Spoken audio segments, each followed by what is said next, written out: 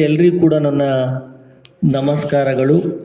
ಇಂದಿನ ಈ ವಿಡಿಯೋದಲ್ಲಿ ವ್ಯಕ್ತಿ ಅಧ್ಯಯನವನ್ನು ಕುರಿತು ಸಂಕ್ಷಿಪ್ತ ಮಾಹಿತಿಯನ್ನು ನಿಮಗೆ ತಿಳಿಸಿಕೊಡಲಿದೆ.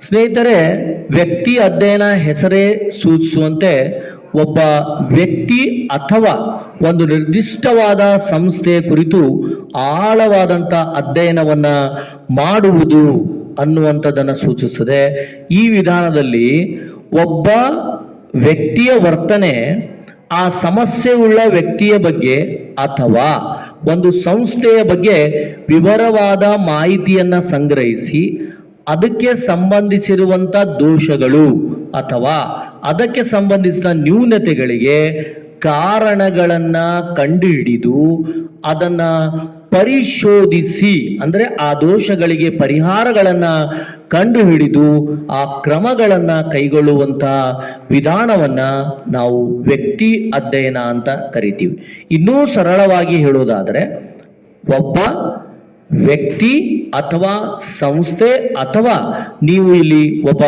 ವಿದ್ಯಾರ್ಥಿಯ ಬಗ್ಗೆ ಆಳವಾದಂಥ ಅಧ್ಯಯನವನ್ನು ಮಾಡಿ ಆತನ ವರ್ತನೆಯಲ್ಲಿ ಇರುವಂಥ ಸಮಸ್ಯೆಗಳನ್ನು ಅರ್ಥ ಮಾಡಿಕೊಂಡು ಆ ಸಮಸ್ಯೆಗೆ ಕಾರಣವಾದ ಅಂಶಗಳನ್ನು ಕಂಡುಹಿಡಿದು ಅದಕ್ಕೆ ಸರಿಯಾದ ಸೂಕ್ತವಾದ ಪರಿಹಾರಗಳನ್ನು ಕಂಡುಹಿಡಿಯುವಂಥ ವಿಧಾನವನ್ನು ನಾವು ವ್ಯಕ್ತಿ ಅಧ್ಯಯನವನ್ನು ಎಂದು ಕರೆಯುತ್ತೇವೆ. ಈ ವಿಧಾನವನ್ನು ಹೆಚ್ಚು ಬಳಕೆಗೆ ತಂದವರು ಯಾರು ಅಂದರೆ DFD ಬುಕ್ಸ್ ಎನ್ನುವಂತಹ ಒಬ್ಬ ಶೈಕ್ಷಣಿಕ ಮನೋವಿಜ್ಞಾನಿ. ಇನ್ನೊಂದ್ಸಲ ಹೇಳ್ತೀನಿ ನೋಡಿ, DFD ಬುಕ್ಸ್ ಎನ್ನುವರು ವ್ಯಕ್ತಿ ಅಧ್ಯಯನವನ್ನ ಪರಿಚಯವನ್ನ ಮಾಡಿಸಿದ್ರು ಅಥವಾ ಅದನ್ನ ಬಳಕೆಗೆ ತಂದ್ರು ಅನ್ನುವಂಥದ್ದನ್ನ ನಾವು ನೋಡ್ಬೋದು. ಈ ವ್ಯಕ್ತಿ ಅಧ್ಯಯನ ತರಗತಿಯಲ್ಲಿರುವಂಥ ವಿದ್ಯಾರ್ಥಿ ಶಾಲೆಯಲ್ಲಿ ಆತ ಕಲಿಕೆಯಲ್ಲಿ ನಿರಾಸಕ್ತನಾಗಿದ್ದರೆ ಅಥವಾ ಒಂದು ವೇಳೆ ಬಾಲಾಪರಾಧಿಯಾಗಿದ್ದರೆ ಅಥವಾ ನಿರ್ದಿಷ್ಟ ವಿಷಯದ ಕಲಿಕೆಯಲ್ಲಿ ಹಿಂದುಳಿದಿದ್ದರೆ ಅಥವಾ ಅಪೂರ್ಣವಾದ ಕಲಿಕೆ ಆಗಿದ್ದರೆ ಅಥವಾ ಅವನಿಗೆ ಸಂವೇಗಾತ್ಮಕ ಸಮಸ್ಯೆಗಳನ್ನು ಹೊಂದಿದ್ರೆ ಅಂತಹ ಒಂದು ಸಂದರ್ಭದಲ್ಲಿ ಅಥವಾ ತರಗತಿಯ ಸಹಪಾಠಿಗಳೊಡನೆ ಆತನ ಹೊಂದಾಣಿಕೆ ಆಗದೇ ಇದ್ದರೆ ಅಂದರೆ ಅದರ ಅರ್ಥ ಏನು ಅಂದರೆ ಅವನಲ್ಲಿ ಏನೋ ಒಂದು ಸಮಸ್ಯೆ ಇದೆ ಅಂತಾನೆ ಅರ್ಥ.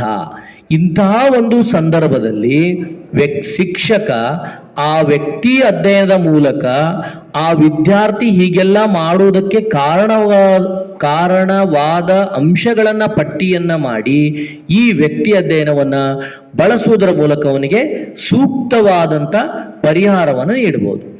ಇನ್ನು ವ್ಯಕ್ತಿ ಅಧ್ಯಯನದ ಕೆಲವು ಲಕ್ಷಣಗಳನ್ನು ನೋಡಬಹುದು. ಸರಳವಾಗಿ ಹೇಳೋದಾದ್ರೆ, ವ್ಯಕ್ತಿ ಅಧ್ಯಯನ ಅಂದ ತಕ್ಷಣ ಈ ವಿಧಾನ ಕೇವಲ ಒಬ್ಬ ವ್ಯಕ್ತಿ, ಒಬ್ಬ ವಿದ್ಯಾರ್ಥಿ ಅಥವಾ ಒಂದು ಸಂಸ್ಥೆಯ ಅಧ್ಯಯನ ಅಂತ ತಿಳ್ಕೊಳ್ಬೋದು.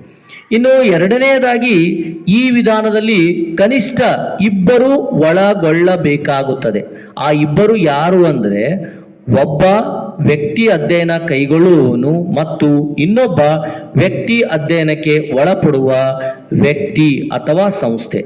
ಶೈಕ್ಷಣಿಕ ಪ್ರಕ್ರಿಯೆಯಲ್ಲಿ ಹೇಳುವುದಾದರೆ, ವ್ಯಕ್ತಿ ಅಧ್ಯಯನವನ್ನ ಕೈಗೊಳ್ಳುವನು ಅಂದ್ರೆ ಶಿಕ್ಷಕ ಇರ್ತಾನೆ, ಇನ್ನೊಬ್ಬ ವ್ಯಕ್ತಿ ಅಧ್ಯಯನಕ್ಕೆ ಒಳಪಡುವ ವ್ಯಕ್ತಿ ಅಂದ್ರೆ ವಿದ್ಯಾರ್ಥಿ ಆಗಿರ್ತಾನೆ. ಇನ್ನು ಈ ವಿಧಾನದ ಎರಡು ಪ್ರಮುಖವಾದಂಥ ಹಂತಗಳು ಅಂತಂದ್ರೆ, ಒಂದು ನೈದಾನಿಕತೆಯ ಹಂತ, ಎರಡನೆಯದು ಸುಧಾರಣೆಯ ಹಂತ. ಹಾಗಾದರೆ ನೈದಾನಿಕತೆಯ ಹಂತ ಅಂದ್ರೆ ಏನು ಅಂದ್ರೆ, ಈ ಹಂತದಲ್ಲಿ ವ್ಯಕ್ತಿ ಅಧ್ಯಯನವನ್ನ ಕೈಗೊಳ್ಳುವ ವ್ಯಕ್ತಿ ಆತನ ವರ್ತನಾ ಸಮಸ್ಯೆಗಳಿಗೆ ಕಾರಣವನ್ನ ಕಂಡುಕೊಳ್ಳುವುದಕ್ಕೆ ಪ್ರಯತ್ನವನ್ನ ಪಡ್ತಾನೆ. ಅಂದ್ರೆ ಶಿಕ್ಷಕ ಮಾಡುವಂತ ಕೆಲಸ ಇದು. ಹೇಗೆ ಅಂತಂದ್ರೆ, ಆ ವಿದ್ಯಾರ್ಥಿ ಹಿಂದಿನ ಚರಿತ್ರೆ ಏನು, ಪ್ರಸ್ತುತ ಸ್ಥಿತಿಗತಿಗಳ ಬಗ್ಗೆ ಸಂಪೂರ್ಣವಾದ ಮಾಹಿತಿಯನ್ನ ಕಲೆ ಹಾಕೊಂಡು ನಂತರ ಅವುಗಳನ್ನು ವಿಶ್ಲೇಷಿಸಿ ಒಂದು ವರದಿಯನ್ನ ತಯಾರಿಕೆಯನ್ನ ಮಾಡುವುದರ ಮೂಲಕ ಶಿಕ್ಷಕನಾದವನು ಏನು ಮಾಡಬೇಕು ಅಂತಂದ್ರೆ, ಆ ಒಂದು ಸಮಸ್ಯಾತ್ಮಕ ವ್ಯಕ್ತಿಗೆ ಸಂಬಂಧಪಟ್ಟಂತೆ ವಿವಿಧ ಮೂಲಗಳ ಮೂಲಕ ಮಾಹಿತಿಯನ್ನ ಸಂಗ್ರಹಿಸುವುದನ್ನೇ ನಾವು ನೈದಾನಿಕತೆಯ ಹಂತ ಅಂತ ಕರಿತೀವಿ. ಇನ್ನು ಎರಡನೇ ಹಂತ ಯಾವುದು ಅಂದ್ರೆ ಪರಿಹಾರ ಅಥವಾ ಸುಧಾರಣೆ ಹಂತ. ಈ ಹಂತದಲ್ಲಿ ನೈದಾನಿಕತೆ ಹಂತದಲ್ಲಿ ನಾವು ಸಮಸ್ಯೆ ಕಾರಣಗಳನ್ನು ನೋಡಿದ್ದೀವಿ, ಅವುಗಳನ್ನು ವಿಶ್ಲೇಷಣೆಯನ್ನು ಮಾಡ್ತೀವಿ. ಈಗೇನು ಮಾಡುವುದು ಅಂದರೆ ಅದಕ್ಕೆ ಸೂಕ್ತವಾದ ಪರಿಹಾರ ಕ್ರಮಗಳನ್ನು ಕೈಗೊಳ್ಳುವಂಥ ಹಂತವನ್ನೇ ನಾವು ಸುಧಾರಣೆಯ ಹಂತ ಅಂತ ಕರಿತೀವಿ. ಅಂದರೆ ಈ ಹಂತದಲ್ಲಿ ವ್ಯಕ್ತಿಯಲ್ಲಿ ಇರುವ ಅಪೇಕ್ಷಿತ ಬದಲಾವಣೆಗಳನ್ನು ತರುವುದು ಅಥವಾ ತನ್ನ ಪರಿಸರದೊಂದಿಗೆ ಹೊಂದಾಣಿಕೆಯನ್ನು ಮಾಡಿಕೊಳ್ಳುವುದಕ್ಕೆ ಅಗತ್ಯವಾದ ಮೂಲ ಕೌಶಲ್ಯಗಳನ್ನು ಬೆಳೆಸುವಂಥದ್ದು ಇದರ ಉದ್ದೇಶ ಆಗಿದೆ. ಸೊ ಹೀಗೆ ಸ್ನೇಹಿತರೆ, ವ್ಯಕ್ತಿ ಅಧ್ಯಯನದಲ್ಲಿ 2 ಹಂತಗಳನ್ನು ನೋಡ್ತೀವಿ. ಒಂದು ನೈದಾನಿಕತೆ ಹಂತ, ಎರಡನೇದು ಪರಿಹಾರ ಅಥವಾ ಸುಧಾರಣೆಯ ಹಂತ. ಇನ್ನು ಉಳಿದಂತೆ ಸ್ನೇಹಿತರೆ, ನಾವುಗಳು ಈ ವ್ಯಕ್ತಿ ಅಧ್ಯಯನವನ್ನ ಕೈಗೊಳ್ಳುವಾಗ ನಿರ್ದಿಷ್ಟ ಕ್ರಮಬದ್ಧ ಹಂತಗಳನ್ನು ಪಾಲಿಸಲೇಬೇಕಾಗ್ತದೆ. ಅದ್ರ ಶಿಕ್ಷಕನಿಗೆ ಗೊತ್ತಿರಬೇಕು. ಏನು ಒಂದೇ ನೋಡ್ರಿ, ಸಮಸ್ಯೆಯನ್ನ ಗುರುತಿಸಬೇಕು ಅಥವಾ ಆ ಸಮಸ್ಯೆಯ ಮೂಲ ನಿರೂಪಣೆ ನಮಗೆ ಗೊತ್ತಿರಬೇಕು.